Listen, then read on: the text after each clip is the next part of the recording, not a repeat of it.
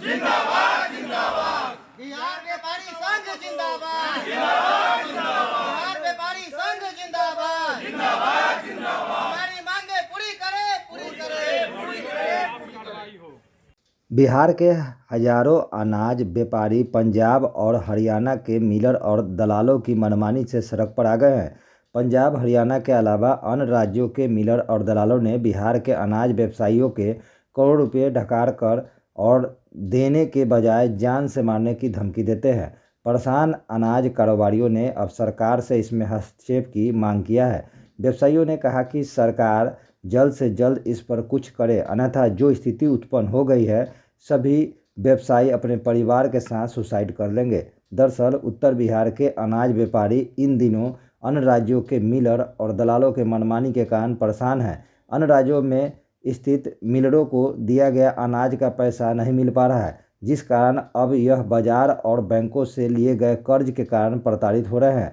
वहीं जब इनके द्वारा संबंधित मिलर और दलालों पर प्राथमिकी दर्ज कराई जाती है तो प्रशासन व्यापारियों की नहीं सुनती है, जिसको लेकर अब उत्तर बिहार के व्यापारी वर्ग सरकार से नाराज दिखने लगे हैं। और व्यापारी वर्ग का साफ तौर पर कहना है कि अगर हमारे मांगों पर सरकार विचार नहीं करेगी या व्यापारियों के हित में काम नहीं करेगी तो फिर हम पूरे परिवार सुसाइड कर लेंगे। व्यापारी को एकजुट होने के लिए किए हैं। सरकार हम लोग की हेल्प नहीं कर रही है। सरकार कोई कानून बनाए कि 2 महीना 3 महीना में कहीं से पेमेंट आए। मेरा 2 करोड़ रुपया हरियाणा में बाकी है, थाना में FIR किए, कोर्ट में केस है 1.5 साल से और उसको आसानी से बेल मिल रहा है। तो हम लोग व्यापारी लोग एकजुटता से कर रहे हैं कि सरकार से मांग की इसमें कई प्रकार कितने लोग हैं, बहुत लोग ग्रसित हैं। हजारों का हजार करोड़ रुपया जो है स्कैम हो रहा है। बिहार के व्यापारी का GDP जो है खराब हो रहा है। क्यों बाकी रह गया, मैंने कैसे क्यों नहीं दे रहा है? भैया यहाँ से माल जाता है 1300 किलोमीटर, हम लोग माल बेचते हैं, धान उपजता है किसान का, मक्का उपजता है, इसका खपत जो है दूसरे स्टेट में ज़्यादा है, अपने स्टेट में कम है। तो दूसरे स्टेट में जब माल जाता है तो वो लोग समझता है कि इतना दूर का व्यापारी है, उसको हम पैसा नहीं दे, उसकी नीयत में बेईमानी हो जाती है, पैसा नहीं देता है, माल उतरवा लेता है, पैसा नहीं देता है। सरकार तो करे हम इसके लिए पोर्टल लाए हैं, पोर्टल के माध्यम से कहाँ है माल भेजना है उस ढंग से भेज। उससे कोई फर्क नहीं पड़ रहा है, कोई पोर्टल वोटल के माध्यम से फर्क नहीं पड़ रहा है। वो 2 करोड़ रुपया रख के बैठा हुआ है और सोचता है कि चलो 2 करोड़ रुपया रखे हुए हैं, 2-4-5 लाख रुपया केस में निपटारा में लगेगा और लगे रहेंगे केस में। और हमारे यहाँ जो है कोई चीज़ का टैक्स है नहीं, कोई मंडी टैक्स है नहीं। कितना व्यापारियों का इस ढंग से जो है पीड़ित है, जिनका पैसा हजारों व्यापारी बिहार के मतलब मोस्टली व्यापारी इस चीज से पीड़ित है। क्या क्या सप्लाई करते हैं मिलर को आप? हम लोग धान देते हैं, मक्का देते हैं, गेहूं देते हैं और भी अनाज का काम करते हैं। अनाज से जुड़े हुए आदमी हैं। सरकार उससे क्या अपेक्षा करते हैं कि आप कैसे मदद करें? सरकार कानूनी रूप से मदद करे और विधानसभा में एक जो है नियम बनाए कि 2 महीना 3 महीना में जो है इसका पेमेंट आना चाहिए। नहीं आएगा तो कानूनी रूप से बिहार सरकार जो है उसके लिए कोई कानून बनाए कि अगले से पैसा हम लोग का रिकवर करवाए। पैसा आपकी वापसी हो, इसके लिए आपने अभी तक क्या क्या किया? हमने FIR करके रखा है, उसके घर पे तगादा करने हम, हमारी वाइफ, हमारी बेटी सब लोग गए उसके यहाँ पे, लेकिन पैसा नहीं दिया। तो यहाँ का जब FIR किए तो क्या प्रशासन यहाँ का और ऊपर से उधर से धमकी करवाता है, धमकी बड़ा फोन दिलवाता है। किस तरह की धमकी? धमकी देता है कि तगादा मत करो, तगादा करोगे तो मार देंगे, ये कर देंगे, वो कर देंगे। अभी तक पुलिस क्या की FIR के बाद? कुछ नहीं कर रही है पुलिस।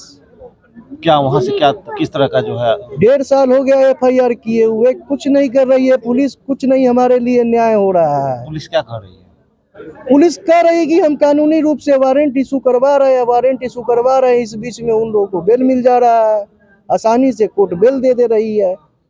पुलिस भी आपको सहयोग नहीं कर रही? नहीं, पुलिस से भी सहयोग नहीं हो रहा है, कानूनी रूप से भी सहयोग नहीं हो रहा है। 2 करोड़ रुपया जिसका बाकी होगा उसको, अगर हम सरकार के खिलाफ, कानून के खिलाफ नहीं बोल रहे हैं, लेकिन जिस बंदे का 2 करोड़ बाकी होगा अगर उसको आसानी से बेल मिलेगा तो बंदा सुसाइड ही कर लेगा ना। बैंक से सीसी जमीन मॉर्गेज करके सारा कुछ करके हम लोन ले करके व्यापार कर रहे हैं, कर्ज में डूबे हुए हैं, तो हम तो सुसाइड करने लायक हो गए ना। क्या ऐसा स्थिति को सुसाइड करने की? हाँ, ऐसा स्थिति है कि हम सुसाइड करने लायक है। हमारे जैसे बहुत से व्यापारी हैं जो सुसाइड करने लायक है। हमारे घर पे आके किसान गाली दे करके जाता है।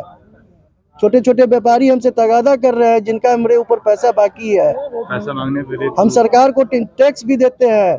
हम अगर 50 करोड़ का ट्रांजैक्शन करते हैं, 30 करोड़ का ट्रांजैक्शन करते हैं साल का, तो सरकार को ITR भी भरते हैं। उसके बावजूद भी हमारा जो है शोषण किया जा रहा है, पैसा मरता है। क्या किस तरह से परेशान देखते हैं अपने पति को? मैं अपने पति को देखती हूँ कि वहाँ सब पैसे बाहर के लोग रखे हुए हैं। यहाँ के छोटे छोटे व्यापारी जो आते हैं हमारे घर पर, वो बहुत सारी रंग की बातें करते हैं, धमकी देते हैं, गाली गलौज करते हैं, क्योंकि उनका पैसा हमारे पास बाकी है और हमारा पैसा ऊपर तक बाकी है।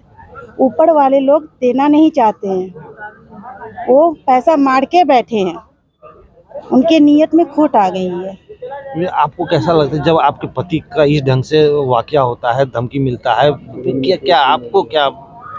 ये डिप्रेशन में जा रहे हैं तो जाहिर सी बात है कि मैं लोग भी परेशान होंगी। ठीक है, इनके ब्रेन में क्लॉटिंग हो गया है, मेडिसिन चल रहा है, दिल्ली से इलाज चल रही है इनकी। ठीक है, सुसाइड करने का नौबत आ रखा है हम लोगों का। अब मैं बच्चों को संभालूं या पति को संभालूं, तो डिप्रेशन में मैं भी आ रही हूँ। नाम बता।